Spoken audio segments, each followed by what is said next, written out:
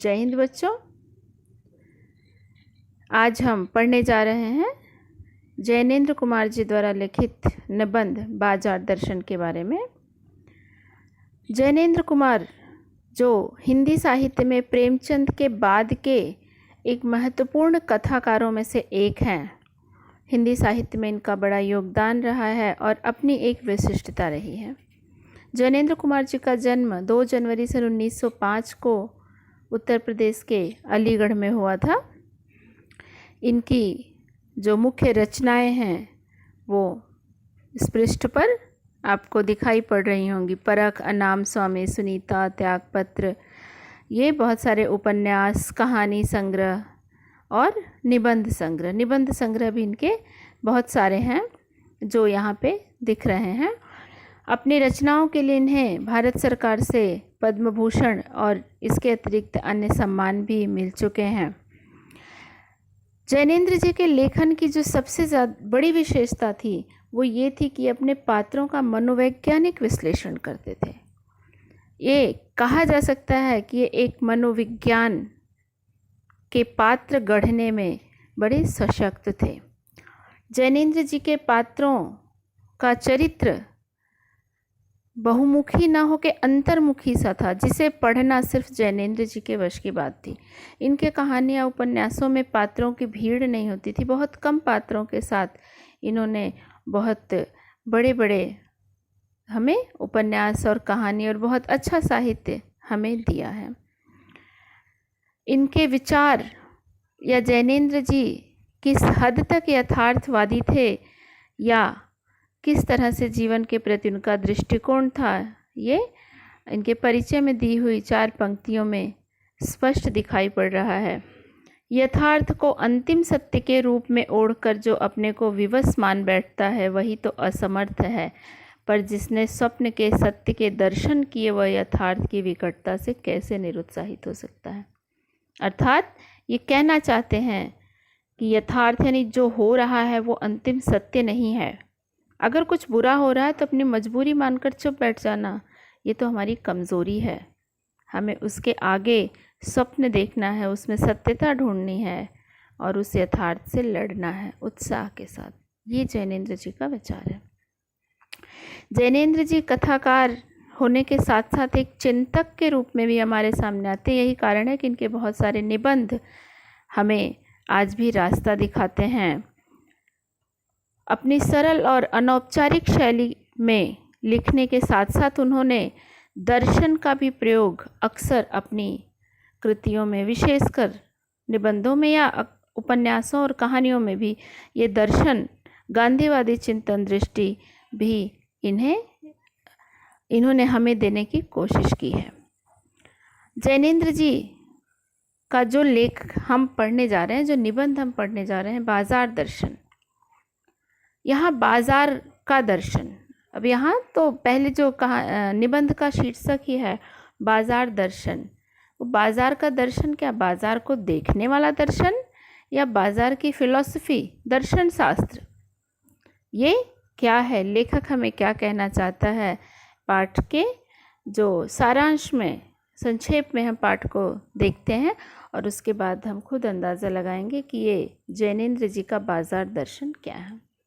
बच्चों, ये निबंध पढ़ने के पहले हम थोड़ी सी चर्चा इस बाजार दर्शन पर करते हैं। इस प्रकार का एक पाठ आपने कक्षा 9वीं में पढ़ रखा है, उपभोक्तावाद की संस्कृति। कह सकते हैं कि ये बाजार दर्शन उसी का एक विकसित रूप है।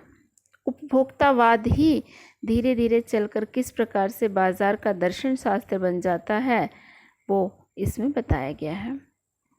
बच्चों, यह एक निबंध है।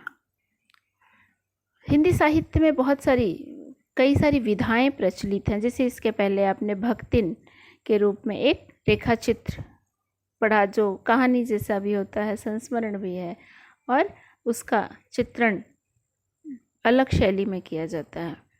तो वैसे ही ये बाजार दर्शन एक निबंध है। पहले तो हम ये थोड़ा सा जान लेते हैं कि निबंध क्या है। निबंध 2 शब्दों से मिलकर बना है, नि और बंध। बंध यानी किसी चीज़ को बांधना, किसी विषय को बांधना, किसी विचार को बांधना। और कैसे बांधना, नियमों के साथ, एक निश्चित शैली में, एक निश्चित बिंदुओं के साथ जिसे बांधा जाए, जिसे लिखा जाए और प्रस्तुत किया जाए, वो निबंध होता है।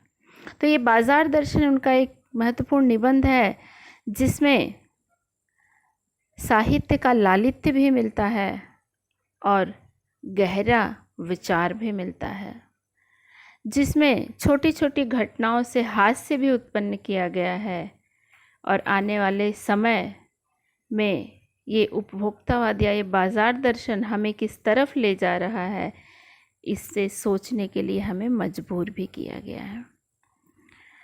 ये लेख लगभग 20 साल पहले का होगा, कई दशक पहले लिखा गया है, लेकिन आज भी इसकी आत्मा आज के बाज़ार से भी हमें जुड़ी हुई बताती है।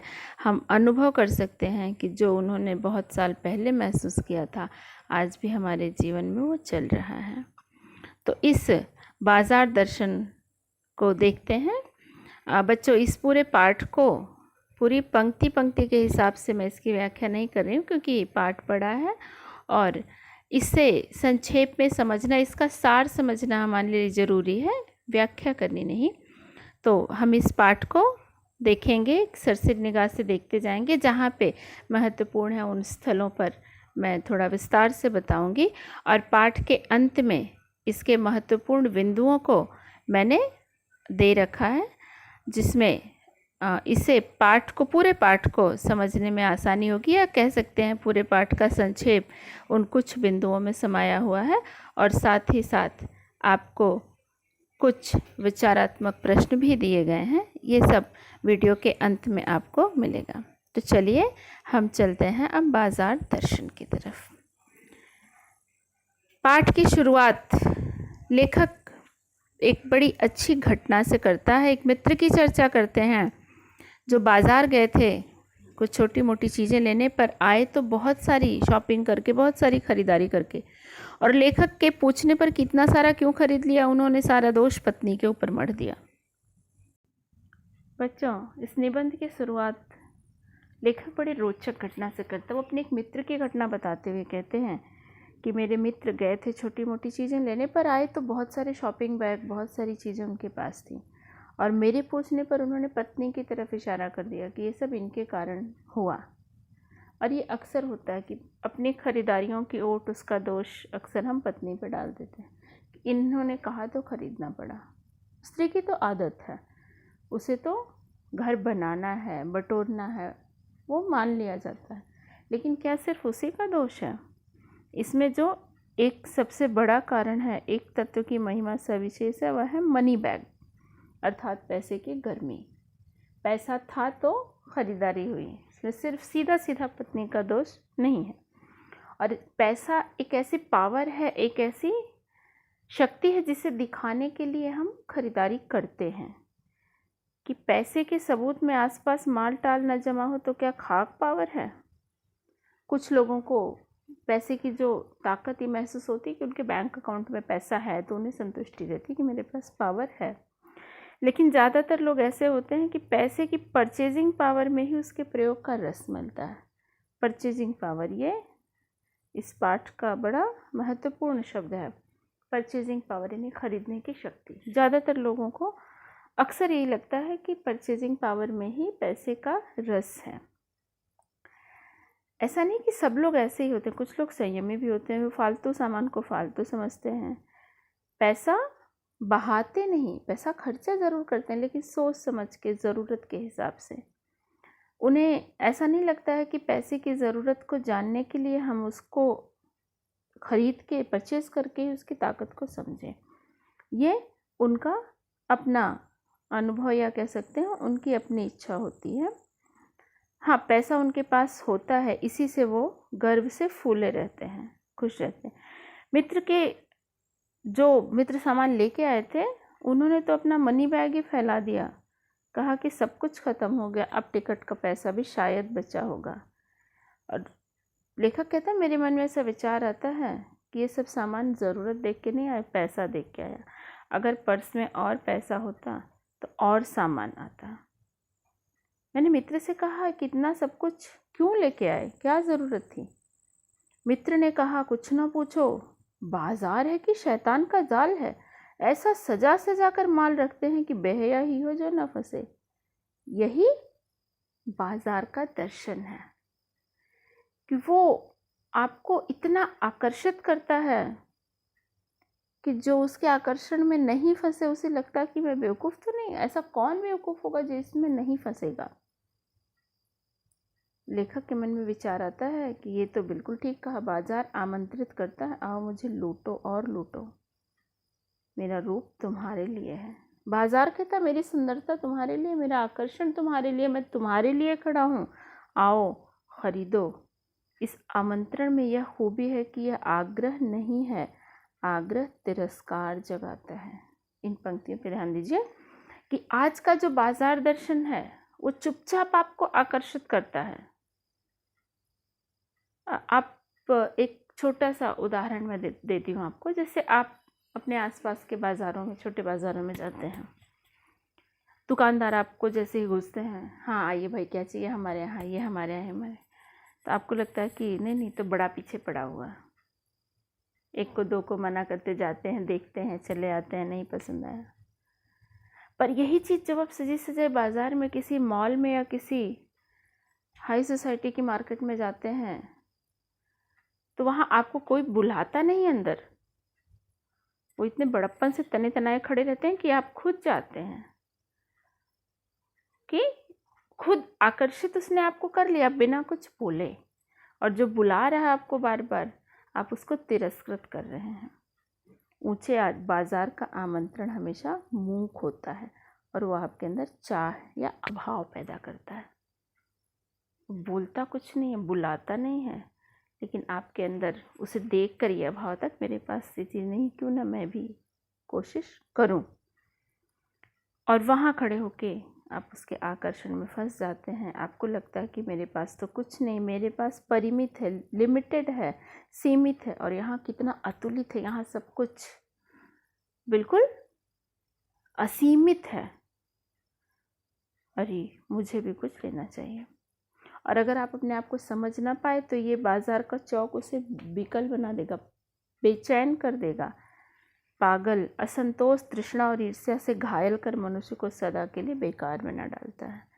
अगर आपने अपने पर कंट्रोल नहीं किया, अपनी इच्छाओं को नियंत्रित नहीं किया, तो ये पहले आपके अंदर असंतोष पैदा करता है।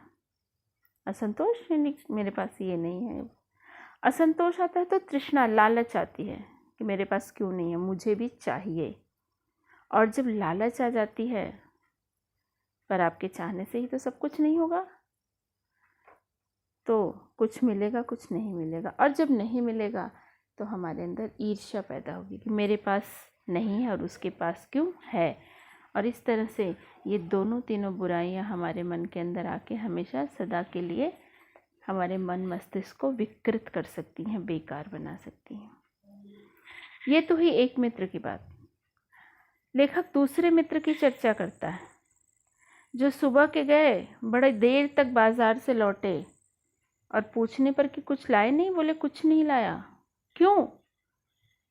क्योंकि सब कुछ तो लेने लायक है। उत्तर देखिए उनका कि सब कुछ लेने लायक है, लेकिन सब कुछ मैं ले नहीं सकता था, तो फिर किसे छोड़ूं? कुछ छोड़ना और कुछ लेना सामानों के साथ अन्याय होता, बाजार के साथ अन्याय होता, इसलिए मैंने कुछ नहीं लिया। लूंगा तो सब लूंगा, नहीं तो कुछ नहीं लूंगा। ये सुन के हंसी तो आती है, लेकिन ये भी गलत नहीं, उनका अपनी सोच है कि अगर ये नहीं हम समझ पाते हैं कि हमें क्या चाहिए, तो हम सब कुछ चाहने लगेंगे और इसका परिणाम अच्छा नहीं होगा, गति नहीं होगी, कर्म नहीं होगा। ना तो हम आगे बढ़ पाएंगे, ना कुछ कर पाएंगे। बस क्या करें और क्या नहीं करें वाली स्थिति में ही उलझे रह जाएंगे। जैसे वो मित्र कि लेने कुछ गए थे, लेकिन सबकी चाह में कुछ नहीं लिया, कि हम बिल्कुल समझ नहीं पाते कि हमें करना क्या। लेखक कह रहे हैं बाजार में एक जादू होता है, ये जादू आँख की राह काम करता है, वह रूप का जादू है। बाजार एक जादूगर जैसा है, और वो जादूगर कहाँ से हमें आँखों से भ्रमित कर देता है, हमें अपने आकर्षण में फंसा लेता है, लेकिन सबको नहीं कर पाता आकर्षित।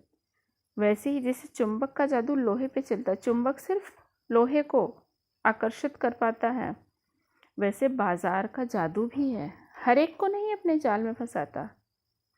कौन कौन फंसते हैं, ये पंक्तियाँ बड़ी इंपॉर्टेंट है। जेब भरी हो और मन खाली हो, ऐसी हालत में जादू का असर खूब होता है। पैसा खूब हो जेब में और मन खाली हो, बेचैन हो, दुविधा में हो, क्या करें? ऐसे में ये जादू हमें बहुत फंसाता है, अपने लपेटे में लेता है कि पैसा खूब है, समझ में कुछ नहीं आ रहा, क्या करें? चलो बाजार ही चलते हैं, थोड़ा घूम के आते हैं, थोड़ा देख के आते हैं। और जब थोड़ा घूमने थोड़ा देखने जाएंगे, जेब में पैसा है और मन है बेचैन, लक्ष्य कुछ निश्चित नहीं है, तो ये जादू हमें छोड़ेगा नहीं। अच्छा, इतना ही नहीं, जेब खाली हो पर मन भरा ना हो तो भी जादू चल जाएगा। कि जेब में पैसा तो ज़्यादा नहीं है लेकिन मन में बेचैनी बनी हुई है, तो भी जादू चलेगा। कैसे चलेगा भाई? जब पैसा नहीं है तो खरीदारी कैसे करेंगे? करेंगे ना। आज की संस्कृति ने हमें क्रेडिट कार्ड्स जो दिए हैं, मन खाली है, क्रेडिट कार्ड जेब में है, पैसा नहीं है, बेशक सही, खरीद लेते हैं, भरते रहेंगे। ऐसे उसका जादू चलता है। मन बेचैन है तो बहुत सारी चीज़ें हमें आकर्षित करेंगी, बुलाएंगी, और अगर उस समय जेब में पैसा हुआ तब तो फिर हम किसकी सुनने वाले हैं? ये भी ले लूँ, वो भी ले लूँ, सारी चीज़ें बड़ी ज़रूरत की लगती हैं, बहुत कुछ ले लेते हैं उस जादू के जोर में। और जब बाद में आते हैं घर और सारी चीज़ों को एक बार, दो बार, चार बार जब देखते हैं, समेटते हैं, तो ऐसा लगता है कि अरे इस सामान की तो ज़रूरत ही नहीं थी, ये हमने क्यों ले लिया। और जैसे जैसे पैसे तो हमने खर्च कर डाले, जैसे जैसे और ज़रूरी चीज़ों के लिए पैसे की आवश्यकता होगी, वैसे वैसे ये जादू का ये खुमार उतरता चला जाएगा कि अरे हमने ये क्यों ले लिया, ये क्यों ले लिया। क्योंकि फैंसी चीज़ों की बहुतायत आराम में मदद नहीं देती बल्कि खलल डालती है। बहुत सारी चीज़ें हम बटोर के रख लेते हैं सिर्फ दिखावे के लिए, सिर्फ परचेजिंग पावर के ज़ोर में। ये सब हमारे लिए आरामदायक ऐसा ज़रूरी नहीं। ये खलल हमें बेचैन करती है, हमें बाधा डालती हैं हमारे जीवन में, हमारे रोज़मर्रा के जीवन में।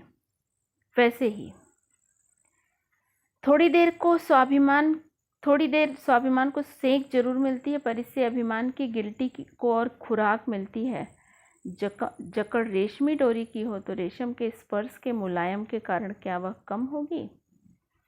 लेखक कह रहा है कि थोड़ी देर के लिए स्वाभिमान को सेक जरूर मिलती है, अर्थात इन चीज़ों की जो हम खरीदारी करते हैं, थोड़ी देर के लिए हमारा स्वाभिमान, हमारा अभिमान, हमारे अंदर थोड़ी जो पैसे की गर्मी है उसको अच्छा लगता है, लेकिन इससे ये स्वाभिमान का में छुपा हुआ अभिमान बढ़ता चला जाता है। धीरे धीरे हमारी वो जो स्वाभिमान है वो अभिमान में और फिर अहंकार में बदलता चला जाता है।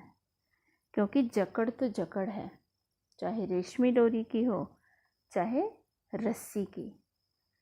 बंधन तो बंधन होता है, बांध दिया जाए किसी को, चाहे सूत की डोरी से बांधो या फिर रेशम की डोरी से, लोहे की जंजीरों से या सोने की जंजीरों से, बंधन तो बंधन ही होता है। और ये बाजारूपन का जो बंधन है ये हमें जकड़ लेता है। लेखक कहता है इससे बचने का एक सीधा सा उपाय है। जब बाजार जाओ तो खाली मन ना हो, मन खाली हो तो बाजार न जाओ। अर्थात बाजार जाओ तो बिल्कुल भरे मन से, बिल्कुल चैन से, बेचैन होकर नहीं। वैसे ही कहते हैं जैसे लू में जाना हो तो पानी पीकर जाना चाहिए, पानी भीतर हो तो लू का लूपन व्यर्थ हो जाता है। यहाँ ये लू शब्द जो है बच्चों, लू कहते हैं गर्मियों के समय में, मई जून में जो बहने वाली गर्म हवा होती है, मोस्टली अप्रैल मई में ज़्यादा चलती है उत्तर भारत की तरफ, या जो मैदानी स्थान है, तेज़ गर्म हवाएं जिसे लू कहते हैं। ये बड़ी ख़तरनाक होती है, अगर ये ज़्यादा इसका असर हो जाए तो आदमी की मृत्यु तक हो जाती है, तबीयत अक्सर ख़राब होती है। तो इससे बचने का गांव में लोग उपाय करते हैं कि जब कहीं धूप में बाहर निकलो, हर संभव तो कोशिश करो को निकलो मत, और अगर निकलो तो खूब पानी पी के जाओ। तो गर्म हवाओं का शरीर पे असर कम पड़ता है। तो लू हमें परेशान क्यों नहीं करती? क्योंकि हमारे अंदर पानी भरा, उसकी विरोधी ताकत। वैसे ही बाजार के इस आकर्षण से बचना हो तो मन को बिल्कुल संयम में रख के, चैन में रख के जाओ, तो बाजार की बेचैनी हमें परेशान नहीं करेगी, हमें घाव नहीं देगी, बल्कि आनंद देगी। हम उसे देखकर, घूमकर प्रसन्न होकर चले आएंगे, हमारे अंदर कोई बेचैनी नहीं होगी। और बाजार भी तुमसे कृतार्थ होगा, बाजार भी तुम्हारा उपकार मानेगा, क्योंकि तुम उसे सच्चा लाभ दोगे। बाजार की असली कृतार्थता है आवश्यकता के समय काम आना। ये बाजार के उद्देश्यों में एक बहुत महत्वपूर्ण उद्देश्य है कि बाजार की सार्थकता, बाजार का असली उद्देश्य जो सफल होता है, आवश्यकता के समय काम आना। और ऊल जलूल खरीदारी करके हम इस आवश्यकता को, इस सार्थकता को कम करते हैं, क्योंकि बाजार बनाया ही इसीलिए गया है कि किसी को अपनी ज़रूरत पे समय पर वो चीज़ें मिल सकें। यहाँ एक अंतर चीन लेना बहुत ज़रूरी है। मन खाली नहीं रहना चाहिए, इसका मतलब यह नहीं कि मन बंद हो। जो बंद है वह शून्य है। ये इन पंक्तियों से लेके ये लगभग पूरा पैराग्राफ एक तरह से थोड़ा बहुत मनोविश्लेषण या कह सकते हैं दर्शन, जो बाजार दर्शन में दर्शन है, ये दर्शन शास्त्र, थोड़ी फिलॉसफी, थोड़ी जीवन से और थोड़ा बहुत अध्यात्म से जुड़ी हुई बातें भी यहाँ लेखक कहता है। इस पूरे पैराग्राफ का जो एक सार है, इसका जो सारांश है, ये मैंने वीडियो के बाद के कुछ जो पेजेज हैं उसमें मैंने डाला है। फिर भी इसमें मुख्य रूप से क्या कहना चाहता है लेखक, हम ये देख लेते हैं इस पूरे पैराग्राफ में। ये जो हमारा यहाँ से लेकर ये इस पैराग्राफ से शुरू हो रहा है और उसके बाद लगभग यहाँ तक, ये इस तक, ये पूरा पैराग्राफ जो है हम कह सकते हैं कि एक बहुत सारी आध्यात्मिक और दार्शनिक बातें कही हैं। इन सब का जो सार है, लेखक क्या कहना चाहता है कि हम अक्सर ये कहते हैं कि जब हमें मन हमारा बेचैन होता है या हम कुछ बाज़ार में जाके अपने आप को संभाल नहीं पाते, तो हमें मन को खाली नहीं रखना, वो कह रहे हैं। तो मन को खाली मत रखिए, मन को संतुष्ट रखिए, लेकिन मन को बंद नहीं करना है, क्योंकि मन को बंद करना तो फिर बात ही खत्म हो गई। इच्छा निरोधस तपः, वास्तव में तपस्या क्या होती है? इच्छाओं का निरोध करना तप है, इच्छाओं को नियंत्रण में लाना तपस्या है, इच्छाओं को समाप्त करना नहीं। इच्छाओं को समाप्त कर देना तो फिर सब कुछ खत्म है। ये तपस्या है, मोक्ष की राह है, ये नहीं है तपस्या की राह। ये नहीं कि आप चीज़ों को समाप्त ही कर दो। मन को बंद रखने के लिए मन को कंट्रोल में करना, संयम में रखना ज़रूरी है। मन को सोचने समझने की शक्ति का ख़त्म कर देना, ये उसका उपाय नहीं है। लोभ या लालच का जीतना वो है जब हम उस पर संयम करें, लोभ के कारण को ख़त्म कर दें, तो ये हमारी जीत नहीं। एक उदाहरण देते हुए लेखक स्पष्ट करता है कि किसी चीज़ को देखने से हम बचना चाहते हैं। कोई बुरी चीज़ है जो हम कहते हैं कि नहीं देखना चाहिए, बुरी चीज़ है तो नहीं देखना चाहिए, बुरी चीज़ है, तो इसका अर्थ ये नहीं है कि हम अपनी आँख ही फोड़ दें या हम अपनी आँख पे पट्टी बांध लें कि हम नहीं देखेंगे, के कारण ही ख़त्म कर दें, ना आँख रहेगी ना देखेंगे। नहीं, ऐसा करके भी हम उससे बच नहीं पाएंगे, क्योंकि हम आँखों पे पट्टी बांध लेंगे या आँखें फोड़ लेंगे तो हमारा मन तो तब भी बेचैन रहेगा। आज नहीं देख पाएंगे, लेकिन जो पिछली चीज़ें जो हमने देखी हैं वो बेचैनी बार बार हमारे मन में घूमेगी। इसलिए उसका उपाय है कि हम अपने मन को समझाएं कि हमें क्यों नहीं देखना है, और एक बार अगर हम समझा लेंगे तो ये लोभ का कारण ही ख़त्म हो जाएगा। हमें ये करना है। तो बाज़ार के आकर्षण से बचने का उपाय ये नहीं है कि हम बाज़ार जाना छोड़ दें, या हम बाज़ार जाएं तो आंखें बंद करके जाएं, या हम बिल्कुल शून्य होकर जाएं, हमारे अंदर कोई शक्ति ही नहीं, हमारी ज्ञानेंद्रियां बिल्कुल ख़त्म हो गई हैं तब हम जाएं। ये कोई अपने आप को ये तपस्या मानना नहीं, ये तो हठ योग है, ये तो ज़िद्द है। हमें ज़िद्दी नहीं बनना, हमें समझदार बनना है, सोच समझ के ये काम करना है। ये पंक्तियों में यही लेखक कहना चाहता है कि मन को मनमानापन मत करने दो, मन को कंट्रोल में रखो, मनमानापन नहीं करना है, क्योंकि ये मन सिर्फ तुम्हारा नहीं है, अखिल का अंग है। तो मन को बंद कर दोगे सिर्फ बाजार को देखने के लिए, तो दुनिया की बाकी चीज़ों से तो तुम उपेक्षित रह जाओगे, बाकी चीज़ों से छूट जाओगे। इसलिए मन को संयम में रखना ज़रूरी है, न कि मन को समाप्त करना। अपनी इस चीज़ को स्पष्ट करने के लिए लेखक और एक उदाहरण देते हैं, एक भगत जी का, जो उनके पड़ोस में रहते हैं, जो चूरन बेचने का काम करते हैं। उनका एक सिद्धांत है कि वो चूरन 6 आने पैसे से ज़्यादा का चूरन नहीं बेचते हैं।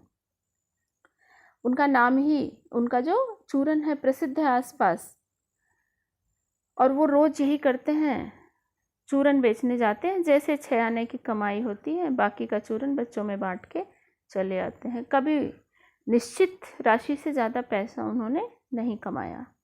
चाहते तो वो भी बहुत बड़े बिजनेसमैन बन सकते थे, थोड़ा बहुत आधुनिक व्यापार के गुर सीख लेते, उसकी चालाकियाँ, उसके नियम सीख लेते, तो हो सकते आज चूरन वाले बाबा के नाम से प्रसिद्ध होते। लेकिन नहीं, उनका सिद्धांत है कि वो उतने का ही चूरन बेचेंगे जितना में एक दिन का उनका खर्चा चल जाए। ना तो कभी उनका ये नियम टूटा है और ना उन्हें कभी कोई बीमारी हुई है, ऐसा मैंने देखा है।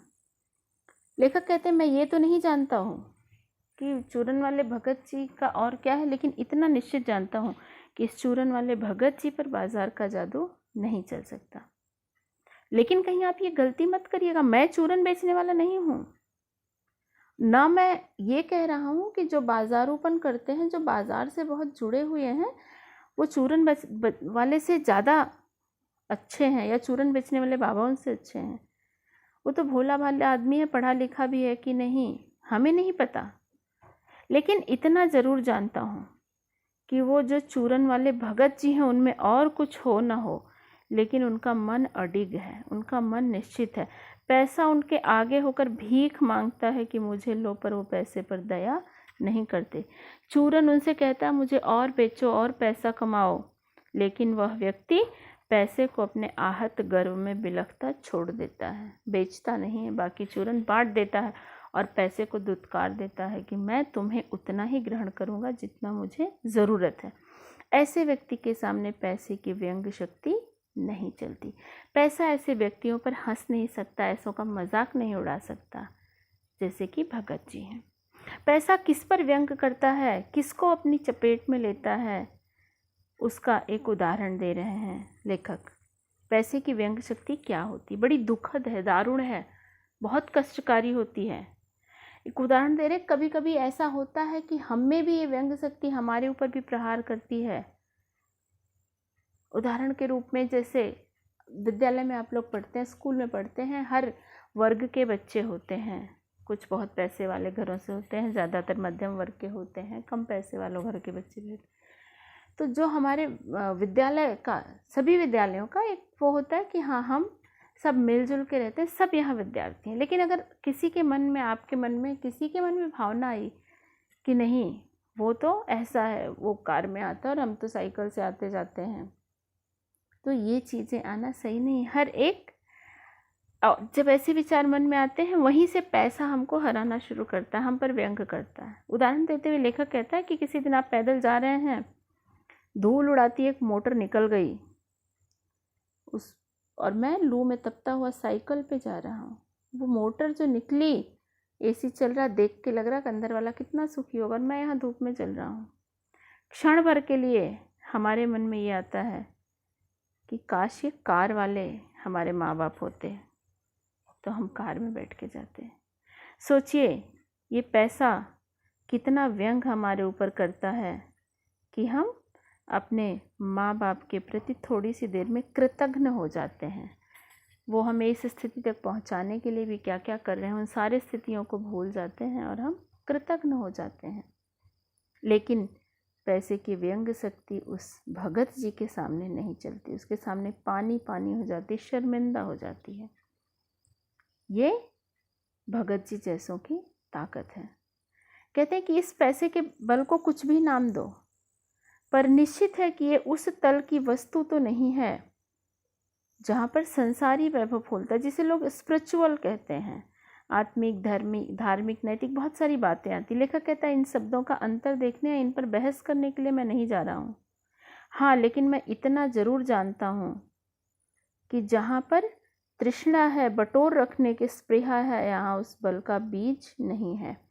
जहाँ लालच है, संचय की प्रवृत्ति है, वहाँ ये भगत जी वाला बल कभी नहीं आ सकता है। बल्कि मैं तो कहूँगा कि संचय की तृष्णा और वैभव की चाह में व्यक्ति की निर्बलता प्रमाणित होती है। निर्बल ही धन की ओर झुकता है, वह अबलता है, वह मनुष्य पर धन और चेतन पर जड़ की विजय है। लेखक कहता है कि जब हम संचय और लालच में पड़ जाते हैं, बटोरने और लालच के चक्कर में पड़ जाते हैं, तो ये हमारी कमज़ोरी होती है। क्योंकि बटोर के क्या करना है, धन का संचय करके क्या करना है। धन का संचय हम तब करते हैं जब हमें लगता है हम कमज़ोर होंगे, कभी इस धन से हमें मजबूती मिलेगी, और हमारी ये सोच ही कमज़ोर है। बटोरने की बात तो कभी करनी नहीं चाहिए, क्योंकि भगत जी जैसे मस्त रहते हैं कि रोज़ का रोज़, क्या पता कल क्या होगा। तो हम अगर आज की, कल की, परसों की, 10 साल, 20 साल, 50 साल बाद की बातें करके भी रखते हैं, तो इसका मतलब हम कहीं ना कहीं अपने आप को कमज़ोर मान रहे हैं और उस पैसे की ताकत, पावर को देखना चाहते हैं, रखना चाहते हैं। वह मनुष्य पर धन की और चेतन पर जड़ की विजय है। मनुष्य पर और उसकी चेतनता पर, उसकी जागरूकता पर पैसे की जीत है। लेखक कहते हैं भगत जी रोज़ बाजार जाते हैं, उनको हम देखते हैं। ऐसा नहीं कि भगत जी आंखें बंद करके जाते हैं, नहीं, बाज़ार में खुली आंखों से जाते हैं, इधर उधर देखते भी रहते हैं, जो मिलता है सबसे बात भी करते हैं, नमस्कार करते हैं।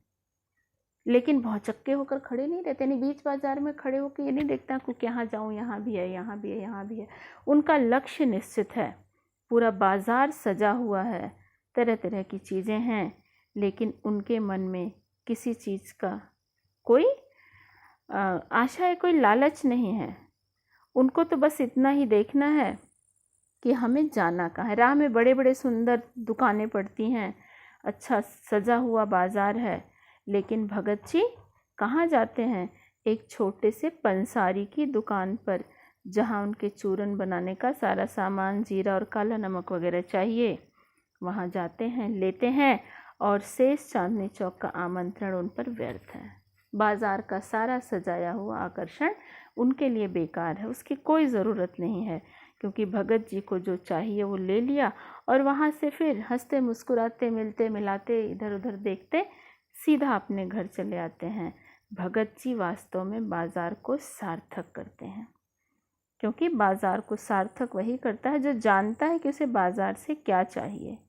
वो परचेजिंग पावर के गर्व में व्यंग की शक्ति, शैतानी शक्ति नहीं लेता, वो बाज़ार से लाभ उठाता है और बाज़ार को लाभ देता है।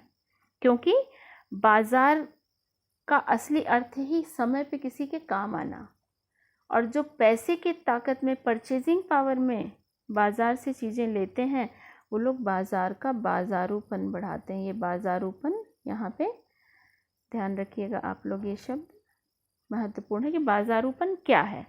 जो परचेजिंग पावर के जोश में या अपने आप को, अपने लक्ष्य को न जानने के चक्कर में बिना ज़रूरत की चीज़ें लेते हैं, दिखावे में, अपने अहंकार में, पैसे के घमंड में, ये लोग बाज़ारूपन को बढ़ावा देते हैं।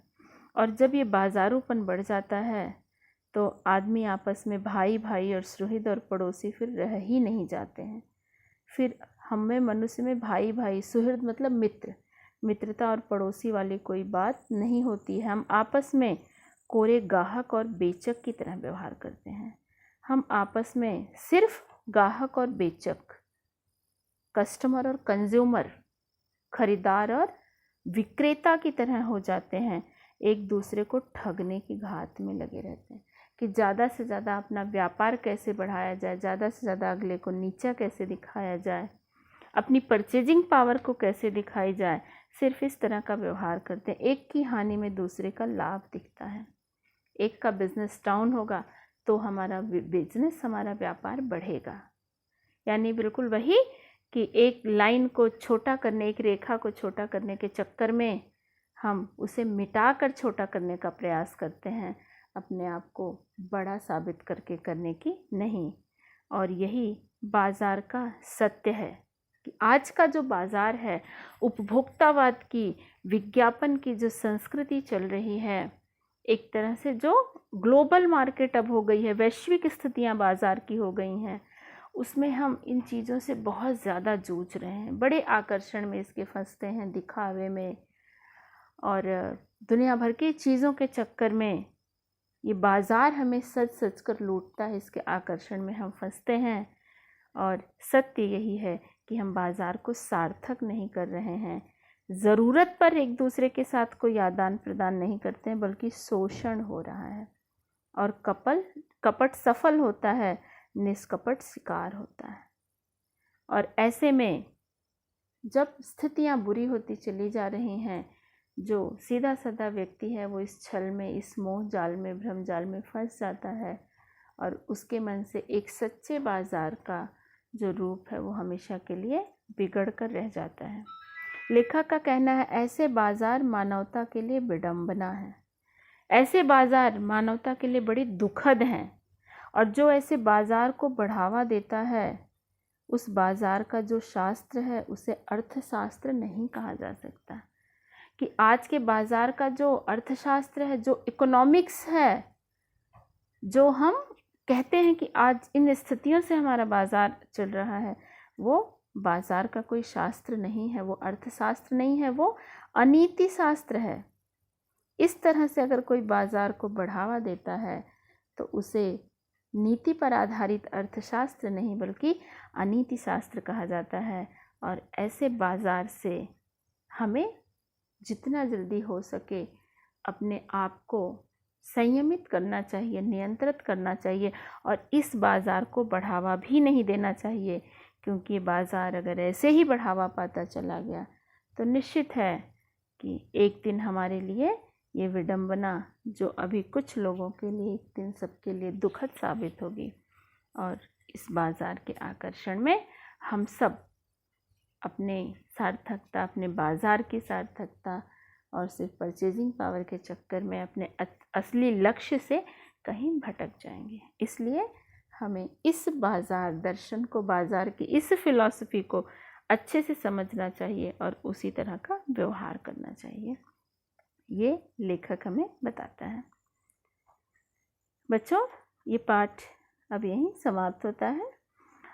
इस पाठ के जो मुख्य बिंदु थे मैंने आपको बता दिए हैं, और पाठ के अंत में कुछ आपको बिंदु लिखे हुए भी मिलेंगे जिन्हें आप कॉपी में नोट कर सकते हैं या याद कर सकते हैं। और प्रश्न अभ्यास के अतिरिक्त उसमें कुछ प्रश्न भी दिए गए हैं जिन्हें आप हल करिएगा, और ये पाठ निश्चित रूप से आपके लिए बड़ा सहज हो जाएगा।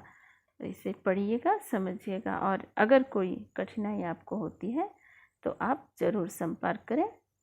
धन्यवाद बच्चों।